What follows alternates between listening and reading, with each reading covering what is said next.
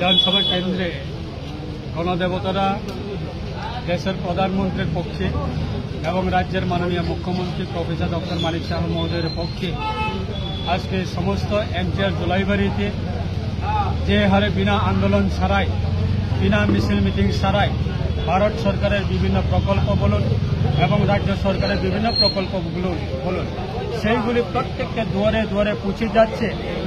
তাহলে আগামী দিনে কমিউনিস্ট এবং কংগ্রেস করার কোনো প্রয়োজন নেই। সেটা পরিষ্কারভাবে এই ৩০টার পঞ্চায়েত নির্বাচন বলুন, গত লোকসভা নির্বাচন বলুন, গত 2023 বিধানসভা নির্বাচন বলুন, বিগত সময়ে জোলাইবাড়ি এনটিআর জোলাইবাড়িটাকে যেইভাবে একটা সন্ত্রাস রাজনীতি দলের মাধ্যমে ক্যাডারের মাধ্যমে বিভিন্ন মানুষকে বই ভিত্তিক দেখিয়ে বিভিন্ন সময়ে বিগত দিনে রাজত্ব করত, সে জায়গা থেকে মানুষ আজকে বেরিয়ে আসছে এবং দেশের প্রধানমন্ত্রীর সাহায্যে, দেশের প্রধানমন্ত্রী নরেন্দ্র মোদীর আশীর্বাদে এবং স্বরাষ্ট্রমন্ত্রী অমিত শাহের আশীর্বাদে এবং রাজ্যের প্রাক্তন মুখ্যমন্ত্রী বিপ্লব কুমার দেবের আশীর্বাদে বর্তমান রাজ্যের মাননীয় মুখ্যমন্ত্রী প্রফেসর ডক্টর মানিক সাহা মহোদয়ের আশীর্বাদে আজকে প্রত্যেকটা শুধু জোলাইবাড়ি নয়, এনটিআর সারা রাজ্যের প্রত্যেকটা নাগরিক আজকে নিজের যে মৌলিক অধিকার, এই যে মৌলিক অধিকার সেটা ঘরে বসে বসে সরকারের বিভিন্ন সুযোগ সুবিধাগুলি পৌঁছে যাচ্ছে। তার কারণে আগামী দিনে বিরোধীরা এই ত্রিপুরা থেকে আরো বিচ্ছিন্ন হবে এবং আরো নিচু তোলা যাবে এবং আগামী দিনে আরো মাঠ খালি হবে। এই রাজ্যের মানুষ কোনোদিনে সেটা বিশ্বাস করবে না।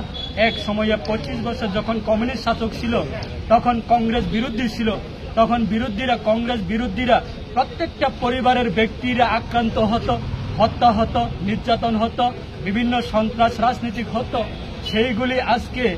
সেইগুলি বলে ভারতীয় জনতা পার্টি এবং আইপিএফটি নেতৃত্বে 2018 সরকার পরিবর্তন হওয়ার পরে কমিউনিস্টের এত হালে পরিণত হয়েছে যে অভাবের কারণে মানুষের স্বভাব নষ্ট হয়।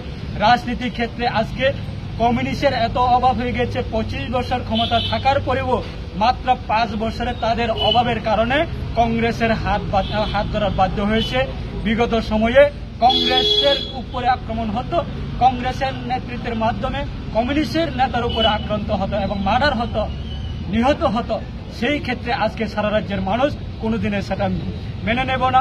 শুধু কমিউনিস্ট এবং কংগ্রেস দুই দল মিলে আজকে এই সরকারকে উৎখাত করার জন্য বিগত 2023 বিধানসভা নির্বাচনে তারা এক দল মিলে নির্বাচনে প্রতিদ্বন্দ্বিতা করেছিল, কিন্তু এই রাজ্যের মানুষ পরিষ্কারভাবে তাদেরকে শিক্ষা দিয়েছে এবং যতদিন পর্যন্ত কংগ্রেস কমিউনিস্ট একসাথে থাকবে ততদিন পর্যন্ত এই রাজ্যের মানুষ কোনোদিনে কংগ্রেস এবং কমিউনিস্টকে বিশ্বাস করবে না।